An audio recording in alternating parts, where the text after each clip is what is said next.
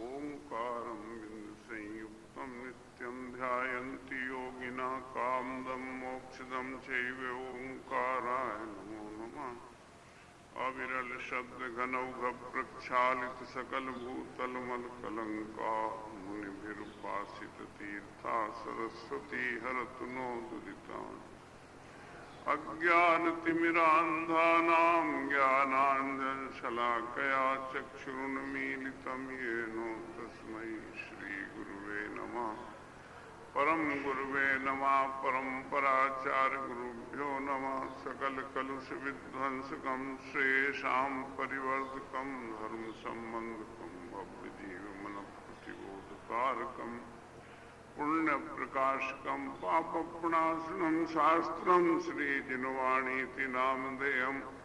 अस्य मूलकर्तार श्री सर्वज्ञ देवा प्रतिगणधर देवा तेषां वचोनुसार मासाद्यो श्रीमत्पारंपरेण आचार्य भगवन्तेन विरचितं। वक्तार श्रोतारा सावधानतया शृण्वन्तु। मंगलम भगवान वीरो मंगलम गौतमो गणी मंगलम कुंद कुंदार्यो जैन धर्मोस्तु मंगलम। सर्वमंगल मांगल्यम सर्वकल्याणकारकम प्रधानम सर्वधर्माणां जैनम जयतु शास्त्रम्।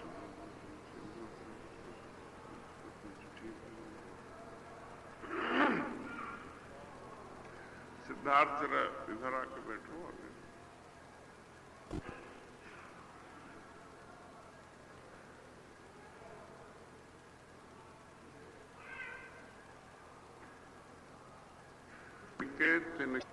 यह जगवास जथारथ देखत सब दीखे दुखदाता।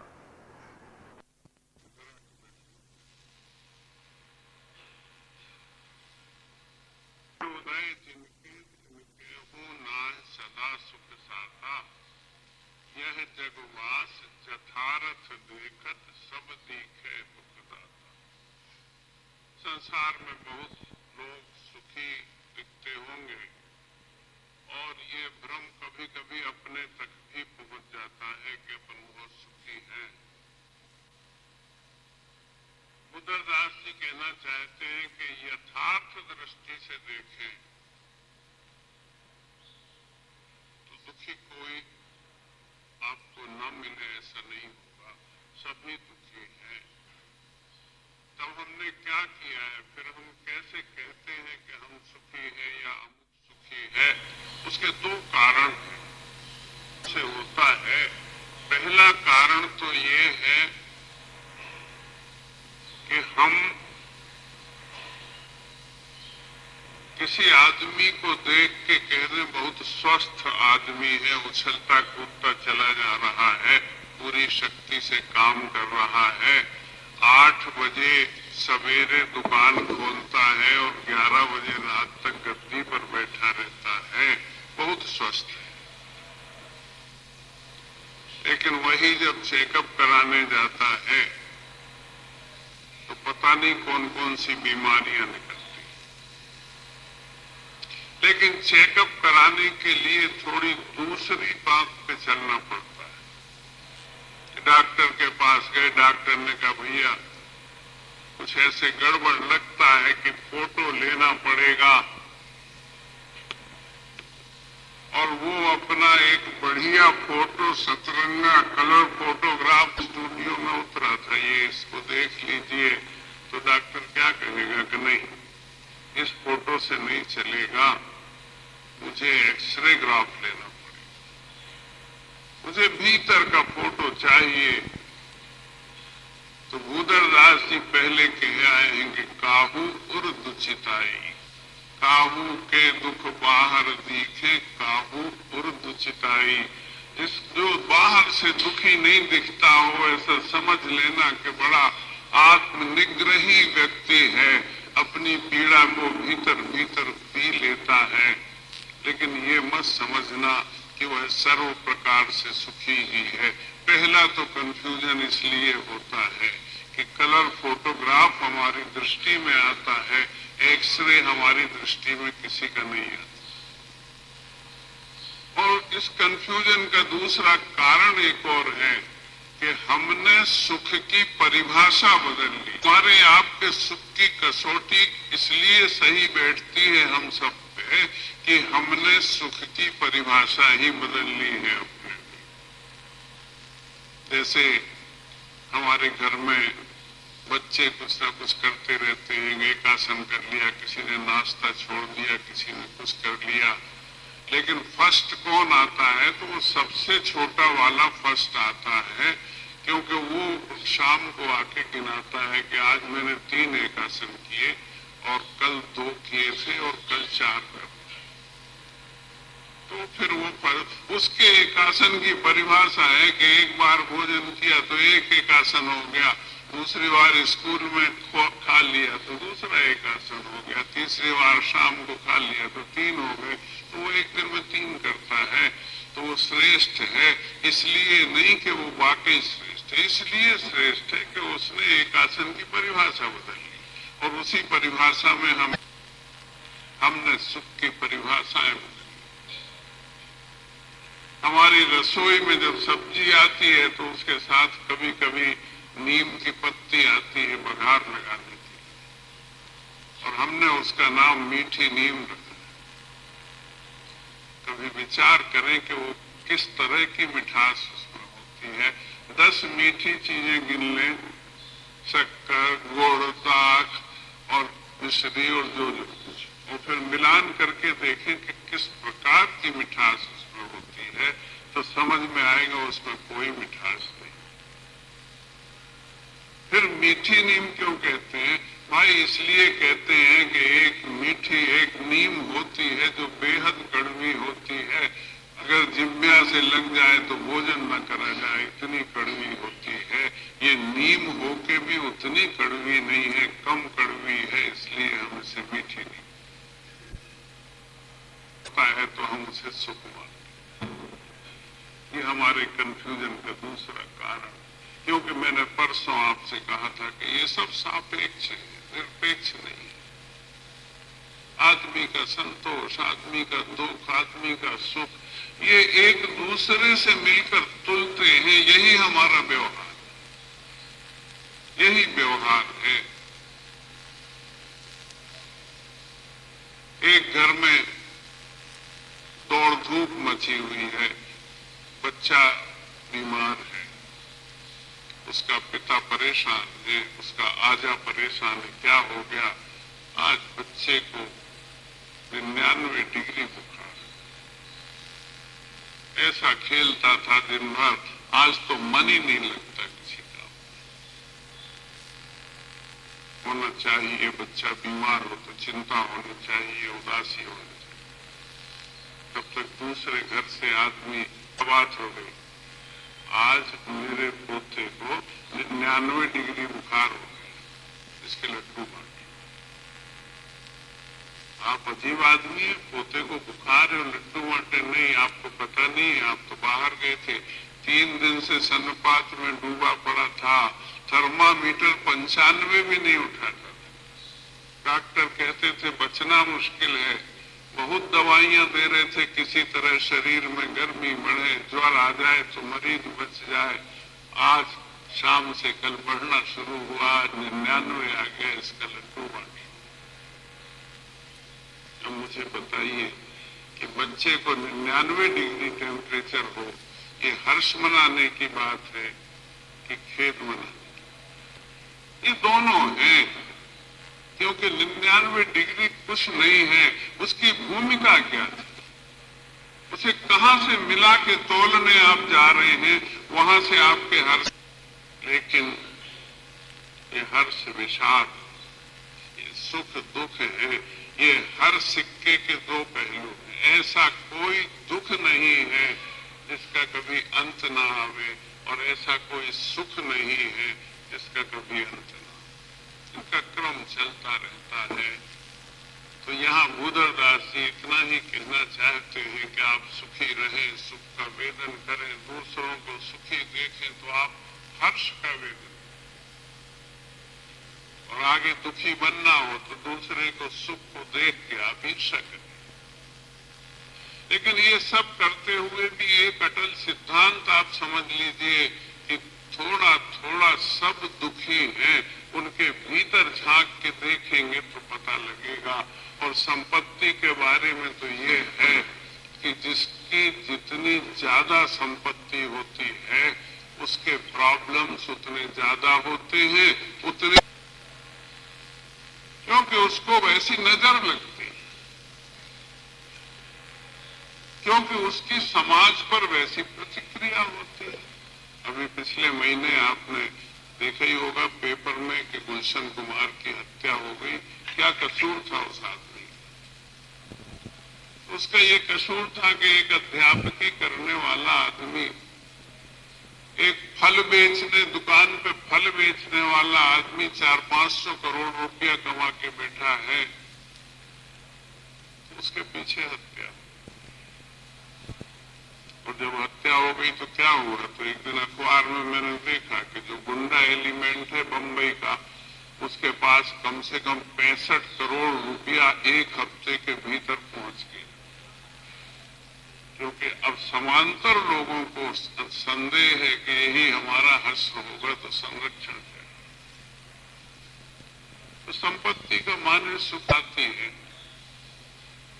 और अपने दुर्गुण भी लाती है, अपने अवगुण भी लाती है। इसलिए सुख की परिभाषा बहुत सोच समझ के करेंगे, ये इस वैराग्य भावना में लिखा हुआ।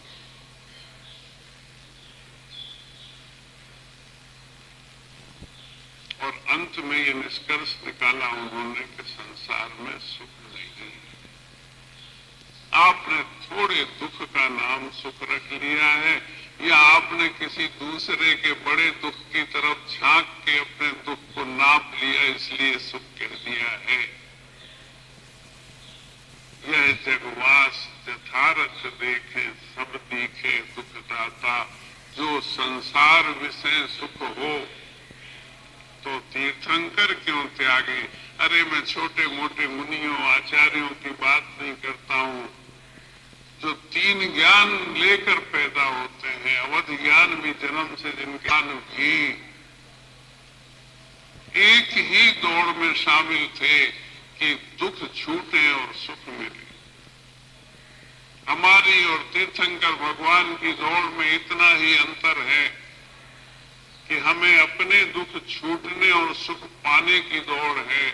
तीर्थंकर भगवान को अपने लिए भी थी, दूसरों के लिए भी थी, लेकिन दौड़ तो एक ही है। जे त्रिभुवन में जीव अनंत, सुख चाहे दुख ते भयवंत। मगर उस दौड़ के लिए वो किस दिशा में गए, इससे तो विश्वास करें कि संसार क्या है। जो संसार विषय सुख हो तो तीर्थंकर क्यों त्यागे। क्या कमी थी? छायक सम्यक दृष्टि थे, क्या कमी थी? 2 कल्याणक हो चुके थे, अब बाकी 3 कोई रोक नहीं सकता इस भाव में। जिसका गर्भ कल्याणक इंद्र, उसका दीक्षा कल्याणक नहीं होगा, केवल ज्ञान नहीं होगा, मोक्ष नहीं होगा, इसकी 1% भी आशंका नहीं है, क्योंकि ये नियम है। फिर काहे को छोड़कर लाखों वर्ष जंगल में जाके रहे। और भरत जी का उदाहरण सामने था कि जब वस्त्र उतारेंगे तो केवल ज्ञान हो जाएगा। तो क्या अपने ऊपर इतना भरोसा नहीं था? नहीं, ऐसा नहीं है। उस संसार के एक्सरे को देखकर छोड़कर गए। ये सुख का स्थान नहीं। जो संसार विषय सुख हो तो तीर्थंकर क्यों त्यागे। काहे को शिव साधन करी ते संयम सो अनुराग। वो क्यों संयम धारण करते? तो सुख का देने वाला यदि कोई है तो संयम है, भोग नहीं है। ये गणित इसमें से निकलेगा तो वो आत्मनिग्रह में मिलेगा, आत्मनिग्रह में मिलेगा, स्वच्छंदाचार में नहीं मिलेगा। सुख अगर कहीं मिलेगा तो अपने आप को बांधने में मिलेगा, अपने आप को खुला छोड़ने में नहीं। सुख अगर कहीं मिलेगा तो अपने प्रवाह के लिए अपने कूल किनारे बनाकर चलने में मिलेगा। बाढ़ के पानी की तरह चारों तरफ अपनी शक्तियों को और अपने मन को प्रवाहित करने से नहीं मिलेगा। जो संसार विषय सुख हो तो तीर्थंकर क्यों त्यागे, काहे को शिव साधन करी ते संयम सो अनुरागे। यहाँ पर भव की बात समाप्त। तीन बातें विचारी थी चक्रवर्ती ने, भव तन भोग स्वरूप विचार्यो परम धर्म अनुरागी। तो भव की बात समाप्त। देह अपावन अथिर घिनावन या में सार में। एक एक शब्द आप पढ़ते जाइए और कभी किताब देख के इसको पाठ करना हो या अच्छी लगे इसको किताब देख के पढ़िए। कभी हमारी बहन जी मेरी भावना भूल गई, ये स्मृति का दोष नहीं है। ये गणित ये है कि अगर हमें पढ़ना है और उससे कोई लाभ लेना है तो मन, वाणी और शरीर तीनों केंद्रित होना चाहिए उस पर। आपको कंठस्थ हो तो रहा आवे, लेकिन आप कंठस्थ पढ़ेंगे तो फिर आंख फ्री हो जाएगी, वो कहीं भी जाएगी और किसी भी वस्तु पर जरा सा भी टिकेगी तो आपकी स्मृति भूल।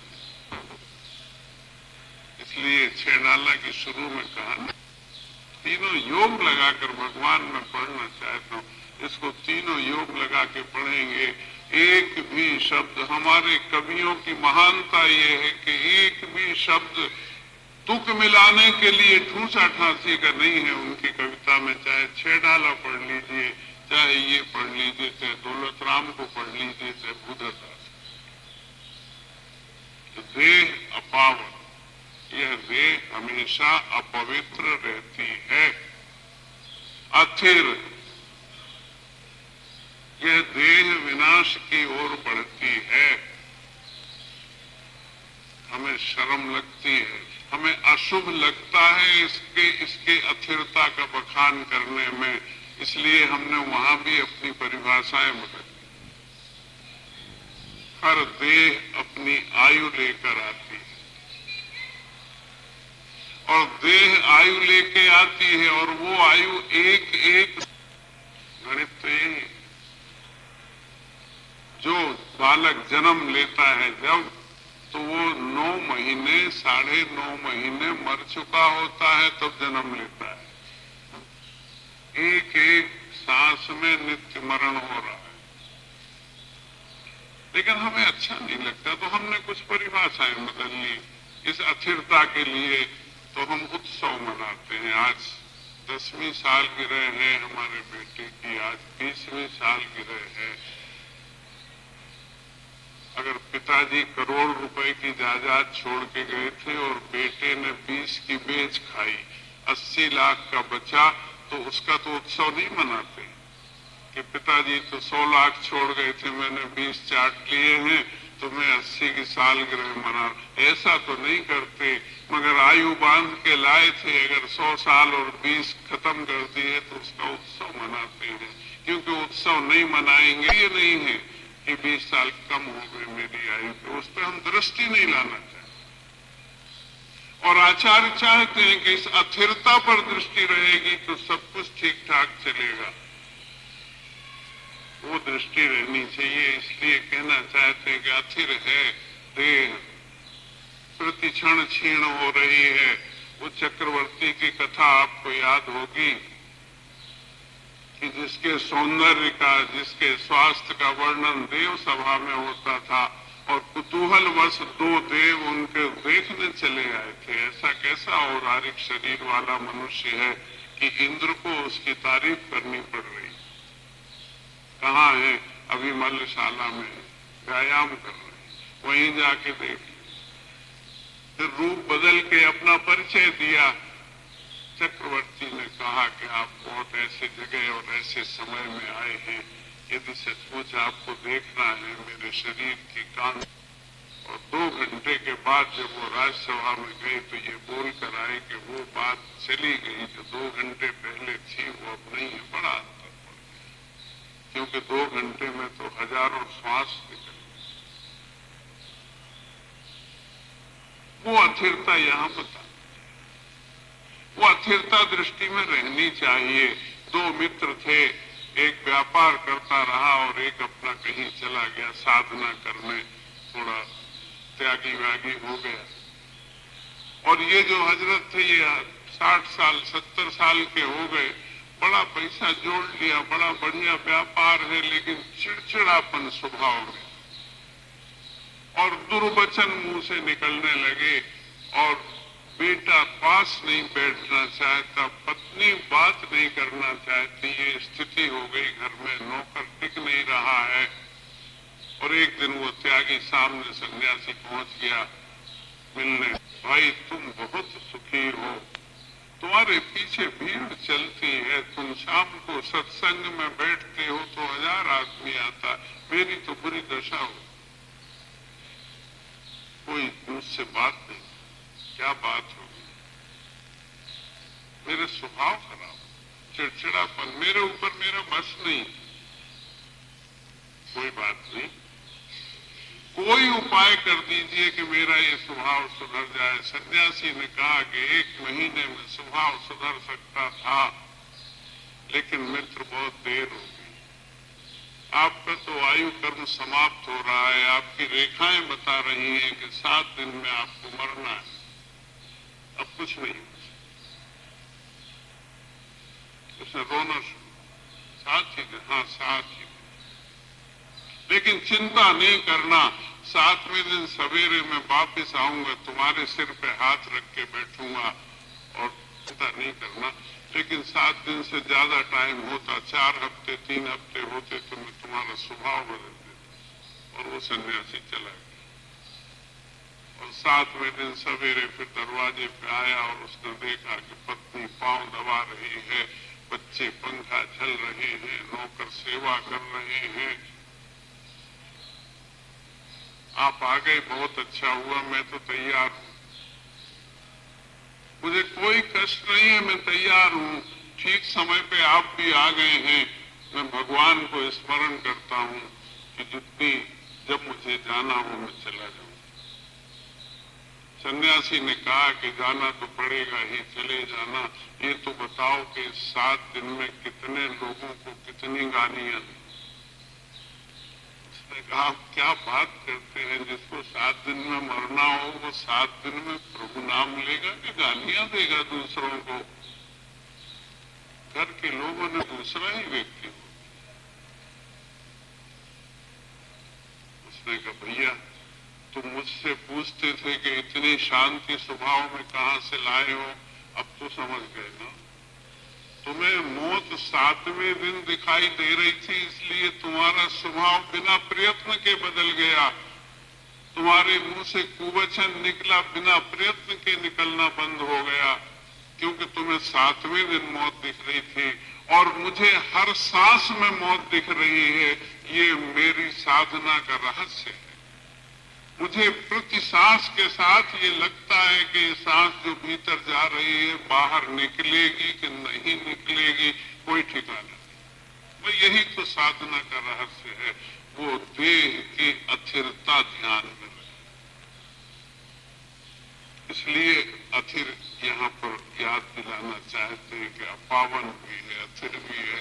उस सन्यासी ने कहा कि अब लौट, और 7 दिन में मरोगे, ये जो बात मैंने कही थी ये अधूरा सत्य था, पूरा सत्य नहीं था, अधूरा सत्य। तो क्या 10-5 दिन और जीऊंगा? नहीं, ऐसा कुछ नहीं। हो सकता है 7वां दिन भी पूरा ना हो, लेकिन ये अधूरा सत्य था।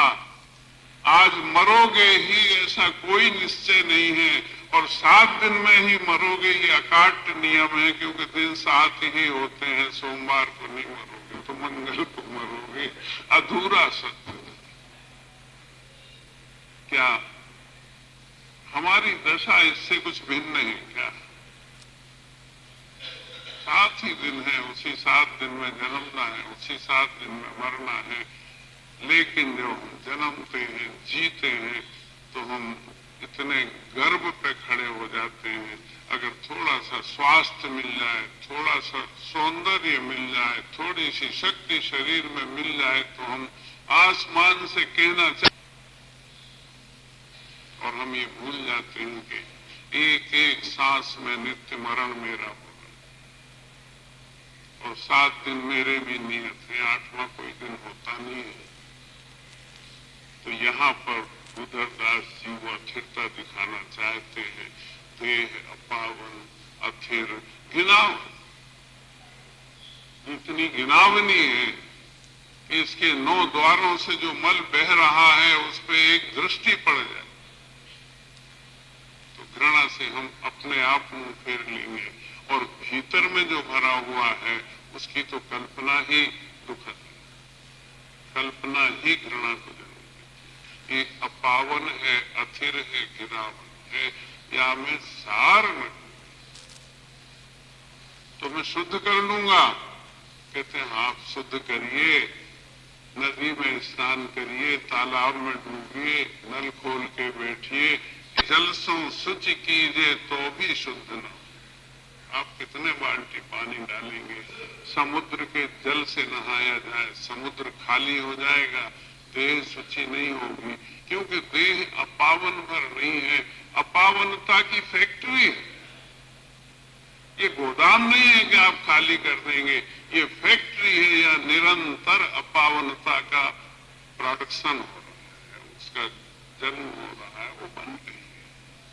सागर के जल सो शुचि कीजिए तो भी शुद्ध न होई, सात कुधातु मई मल मूरति, सात कुधातु मई मल मूरति, चाम लपेटी सो है, भीतर देखत यासम जग में और अपावन हो। कोई इसके बराबर अपावन पदार्थ नहीं सकता। दुनिया के पदार्थ इसको पावन नहीं करते हैं। जितने पदार्थ लेके जाता हूं उतने पदार्थ ही अपावन हो जाते हैं, इसे पावन नहीं करते। लोहा सोने पारस को छू जाए तो सोना होता है, लेकिन आप किसी ऐसे लोहे की कल्पना करें कि जिसको अगर पारस छू जाए तो पारस का पत्थर ही लोहा हो जाएगा। तो कुत्ते की पूंछ 12 साल तक कुंगरिया में डालो तो सीधी नहीं होती है, लेकिन आप किसी ऐसी पूंछ की कल्पना तो करिए कि अगर 12 साल या साल भर भी पड़ी रहे तो कुंगरिया ही टेढ़ी हो जाए। शरीर तो ऐसा ही है। जो पदार्थ मैंने इसकी पावनता के लिए इसके संपर्क में मैं लाया, वो पदार्थ पावन हो गया। मैंने बढ़िया से बढ़िया चंदन का तिलक माथे पे किया, लेकिन करते ही वो चंदन मिट्टी हो गया, वो किसी के काम का नहीं। मैंने बढ़िया से बढ़िया पुष्पों की माला गले में डाली, शरीर का स्पर्श करते ही वो माला मल बन गई और वो किसी के काम की नहीं। ये शरीर की दासी। सात कुधात मई मल मूर्ति, चाम लपेटी सो है, भीतर देखत यासम जग में और अपावन को है, नव मल द्वार श्रवे निशिवास। 9 दरवाजों से इसमें मल श्रवण होता रहता है, मल झड़ता रहता है और लगातार झड़ता रहता है। निशिवास, नव मल द्वार श्रवे निशिवासर। और कौन से मल? तो पंडित जी कहते हैं नाम लिए घिन आवे। ना हम सुनाएंगे ना आप सुनिए, आप सब तो जानते हैं, नाम नहीं गिनाएंगे क्योंकि नाम लिए घिने आवे। नव मल द्वार श्रवे निशिवासर, नाम लिए घिन आवे। और अनेक जहां तह कौन सुधी सकता। व्याधियां भी हैं, उपाधियां भी। व्याधि क्या है सब जानते हैं, सिर दर्द से लेके एड्स तक, कैंसर तक सारी व्याधियां हैं, गिनी नहीं जा सके। आयुर्वेद में तो एक जगह लिखा है 84,000 व्याधियां होती हैं। हो सकता है अब नया नई टीका करी जाए तो कुछ और बढ़ाना पड़े, क्योंकि हर साल 10-5 नई व्याधियों के नामकरण व्याधि। और उपाधियां क्या हैं शरीर की? तो ये सेठ, सिंघई या भारत रत्न और भारत भूषण, इन उपाधियों की बात नहीं हो रही है, शरीर की उपाधियों की बात हो रही है। वो उपाधियां क्या है शरीर की?